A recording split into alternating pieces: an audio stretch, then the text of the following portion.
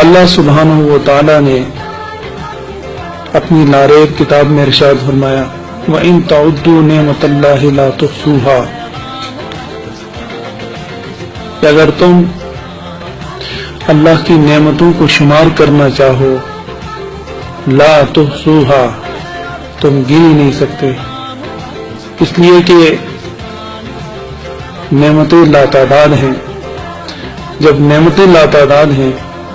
اور شمار میں نہیں آ سکتے تو ان کا شکر بھی ممکن نہیں ہے۔ بے شمار نعمتیں ہیں، میں ان نعمتوں میں سب سے بڑی نعمت اس کا تذکرہ کرنا چاہتا ہوں، اور وہ بر صغیر پاک و ہند میں مسلمانوں کے لیے خدا کی سب سے بڑی نعمت اسلام کے بعد وہ سرزمین ہے جس سرزمین کے چپے چپے پر لا الہ الا اللہ محمد الرسول اللہ ثبت نظر آتا ہے، اور اس چپے کا نام پاکستان ہے۔ اور یہ پاکستان اللہ جل مجدہ نے 14 اگست 1947 کو بطور تحفہ اسلامیان پاکستان کو عنایت فرمایا۔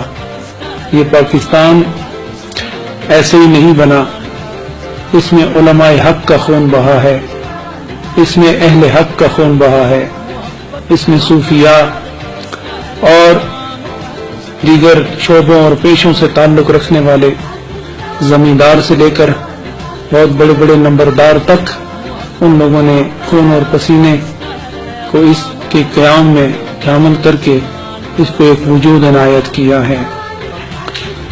میں بہت اختصار کے ساتھ اس حقیقت کی طرف آپ کو لے جانا چاہوں گا، اور اس میں میرا ایک دعویٰ ہے کہ ایک دن آئے گا کہ یہ پاکستان پوری دنیا پہ چھائے گا اور پوری دنیا پہ حکومت کرے گا، اس لیے کہ یہ پاکستان جس مقصد کے لیے بنا تھا اس مقصد کا جومر، اور اس جومر پر جو جملہ لکھا ہے وہ لا الہ الا اللہ محمد الرسول اللہ ہے، اور یہ وہ کلمہ ہے اور یہ وہ جملے ہیں کہ اللہ جل مجدہ نے حضرت موسیٰ علیہ السلام کو ارشاد فرمایا تھا کہ موسیٰ یہ وہ کلمہ ہے کہ اگر اس کلمے کو ترازو کے ایک پلڑے پہ رکھا جائے اور 7 آسمان اور 7 زمینوں کو ترازو کے دوسرے پلڑے پہ رکھے جائے تو لا الہ الا اللہ والا پلڑا 7 آسمانوں 7 زمینوں پر بھاری ہو جائے گا، اور 7 آسمان 7 زمین والا پلڑا اوپر چلا جائے گا۔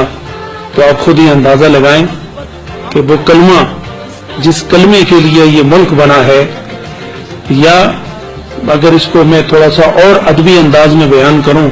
کہ پاکستان کلمے کے لیے بنا ہے اور اس دور حاضر میں کلمہ پاکستان کے لیے بنا ہے، تو یہ دور ازگار بات نہیں ہے، یہ حقیقت پر مبنی بات ہے۔ تو یہ پاکستان جس کی سرحدوں میں پاکیزہ خون اور اخلاص و محبت کی قربانیاں جہاں پیش ہوئی ہوں، وہ مملکت خداداد ظاہری طور پر کمزور ہاتھوں میں کیوں نہ ہو، لیکن نگاہ نبوت اور پاکان امت کی نگاہیں اس ملک خداداد پاکستان کی حفاظت میں ہمہ وقت مصروف رہتی ہیں۔ یہاں رہنے والے وہ خدا کا شکر ادا کریں کہ انہیں اللہ رب العزت نے ایسا ملک عنایت فرمایا ہے جہاں وہ آزادانہ طور پر خدا کی عبادت کر سکتے ہیں، اپنے محبوب صلی اللہ علیہ وسلم کی تعریف و توصیف اور ان کی لائی ہوئی شریعت اور اس شریعت کا فیضان جو طریقت ہے اس پر عمل پیرا ہو کر اس دنیا میں بھی سرخرو ہو سکتے ہیں اور آخرت میں بھی سرخرو ہو سکتے ہیں۔ تو ماننا پڑے گا کہ ملک پاکستان خدا کی سب سے بڑی نعمت ہے،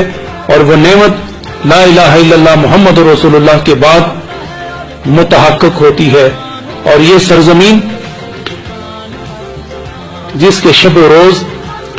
جس کے فجر و عصر، جس کے ظہر و عصر میں اللہ نے اتنی پاکیزگی رکھی ہے کہ یہاں پیدا ہونے والا، یہاں جنم لینے والا بچہ، اس کے کانوں میں، اس کے دل میں، اس کے روح میں پاکستان کا تقدس سما جایا کرتا ہے، اس لیے کہ جب اس کے کان میں لا الہ الا اللہ اور آذان کی آواز ڈالی جاتی ہے تو ساتھ ساتھ پاکستان کی محبت بھی روح میں رچائی بسائی جاتی ہے۔ اس لیے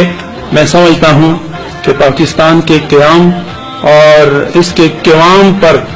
اور اس کی حفاظت دوام پر ہر پاکستانی کا یہ فرض بنتا ہے کہ وہ اللہ کا شکر ادا کرے، تو شکر کی صورت میں خدا پاکستان کی حفاظت میں اور اضافہ فرمائے گا۔ اور یہ جو ملک مختلف دور میں مختلف ہاتھوں میں رہا ہے، تو جب بھی اس ملک کو کوئی خطرہ درپیش ہو اور کوئی مصیبت ناگہانی درپیش ہو تو خدائے بزرگ و برتر خود اس مملکت پاکستان کی حفاظت فرماتا ہے اور ہر دور میں فرماتا رہا ہے۔ اور میں بڑے شرح صدر سے یہ بات کہنا چاہوں گا اور کہتا رہوں گا کہ انشاءاللہ جب تک یہ دنیا قائم ہے پاکستان قائم ہے، اور قیامت تک پاکستان قائم و دائم رہے گا۔ تو لا الہ الا اللہ جس ملک کا مقصد ہو، وہ ملک تعلیم سے، تعلم سے اور اس کے نور سے بے نور نہیں رہ سکتا۔ میں سمجھتا ہوں لا الہ الا اللہ ہر درخت سے، ہر شجر سے، ہر حجر سے اور ہر چپے سے یہ صدا دے رہا ہے کہ تمہارا ماضی بھی روشن ہے، تمہارا مستقبل بھی روشن ہونا چاہیے، اور تمہارا مستقبل تمہارے حال سے اس صورت میں روشن رہ سکتا ہے کہ جب تمہارا حال تمہارے ماضی سے مربوط ہو، اور جب تمہارا حال تمہارے ماضی سے مربوط ہوگا تو یقیناً تمہارا مستقبل بھی ہمیشہ روشن رہے گا۔ میں نوجوانان پاکستان کی خدمت میں گزارش کروں گا کہ اپنی جوانیوں کو اغیار کی خواہش کے مطابق نہ گزارو۔ تمہارے پیش نظر ماضی بھی رہنا چاہیے، تمہارے پیش نظر